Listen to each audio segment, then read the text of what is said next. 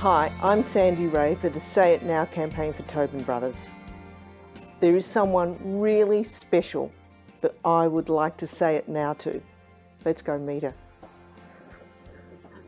Hello, my darling. I'm one of the lucky ones in the world. I was gifted with a beautiful daughter and she's meant the world to me. I'm so lucky. I'm getting elderly now. She cares for me, she loves me. She's always interested in what I do. She's still a little bit cheeky, but she's just a great friend to me. One of the things I remember in childhood was Gary. My brother is legally blind and he's about 3.5 years older than me.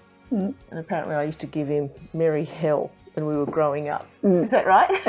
Absolutely correct. What did I do? She was so mischievous, and an example of that is he was very reliant on glasses, and Sandy, if she got the chance, she just grabbed them, every chance, and run away with them and hide them. So poor Gary, once he lost his glasses, he couldn't see at all very well, but she used to take great delight in that. But her biggest delight, if she snatched them, she sometimes would hide them underneath the loose carpet mats.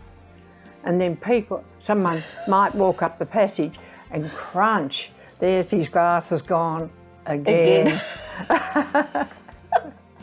So, but that was one of her greatest delights. Always.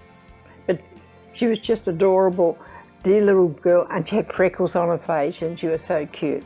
So we couldn't get that cross with her. But we're very lucky, you and I, because whilst a lot of things have happened through, obviously, all the years that we've spent together, that we live very close with each other and we get to be in contact just about every single day, don't we? Oh yes, absolutely. I was thinking yesterday, when you were born, tears came to my eyes. And all these decades later, I can still look at you and you might be doing something special and tears will come to my eyes again. Yeah, no, it's... And, every day really is a privilege and we're so lucky, because how old were you when your mum passed away? 17. And here am I, a bit older than 17. I'm still so lucky to have you in my life with me and sharing things. Every day we share something that's happened. Yeah. And even, the girls, we've got 3 girls, and, Imogen, the second daughter, who's an aerospace engineer, she came over from New Zealand. And then yesterday, all of us went out for breakfast, and just having these moments of being part of my life, being lucky enough for them to have a grandmother, and then you watch them be born, school, university, now watching them just be in their adult life is an amazing journey, isn't it? Yeah. And I guess the recent thing of how lucky we were, Stephanie's eldest daughter got married up in Queensland, and Sylvie and Peter drove all the way up to Queensland, but nearly 90, mind you, and then finally they found a spot up in Queensland that was able to accommodate them on a Sunday. And the wedding, we had the beautiful wedding. Even that was remarkable, the 3 generations of women all being together, and then to see, as I said, the development of Stephanie. Yes. And then to the point of her getting married, and you were around to be able to share that. I just felt so privileged and so lucky. Oh, but so did I. Yes. Oh, it was a beautiful wedding. I guess I'd never imagined myself in any other career as a psychologist. I love the diversity, I love the adaptive thinking, I love the studying that goes with it, I love the interaction with people, I love problem solving. So that is a career for me that has just been a perfect fit in my personality.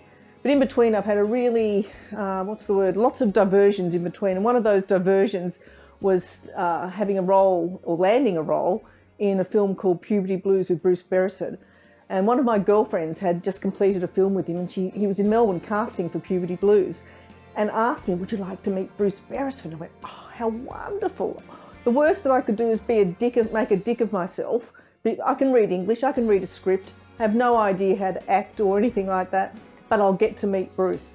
And as the story unfolded, when I walked in, I put my hand out to Bruce, and he'd been looking at over 3,000 other girls apparently for the role as Tracy, leader of the girls group. And when I walked into the room, I put my hand out and said, "Hello Bruce, my name is Sandy." And apparently that obviously caught his attention. Next day I got called into the studio, and the next day I had the part. So that was a fantastic diversion for me, lovely experience. But then I went back to study and qualify completely as a psychologist. And I've had lots of things in between.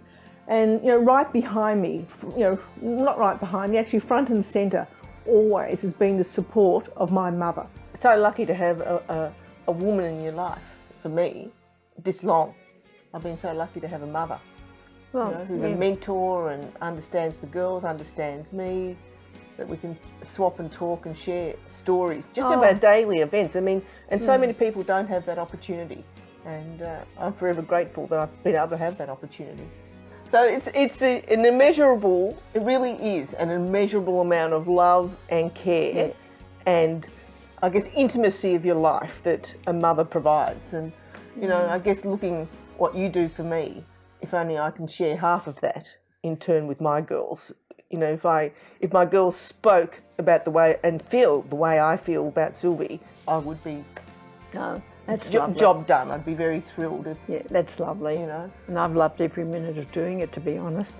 Always there, always asking me questions, always following up, providing me with food and washing, as she still does to this day, I might add. So it's been just such a wonderful thing to be able to have a mother who's such an active part of my life and an active part of looking after my 3 girls as well, watching them grow, watching them have the opportunity of seeing an older woman role modelling. And my mother is bright and engaged, and every time I should say that I'm on Channel 9, she gets up close to her TV and she actually knows which makeup artist has done which makeup for me. And after every segment I get a phone call dissecting makeup, hair, my voice, what the topic was it interesting, was it boring? And to this day I'm studying my PhD, and again she's right behind me leaving little food parcels at the door, even though I have a husband who's more than able to shop and cook and clean. But there she goes, just won't interrupt me during the day, and leaves a little parcel to remind me that she's around me and supporting me in every possible way. So I'd like to say it now, as I do say probably every time we see each other, I love you. Thanks, Dan. I love you so much too. I've loved every minute of my life with you.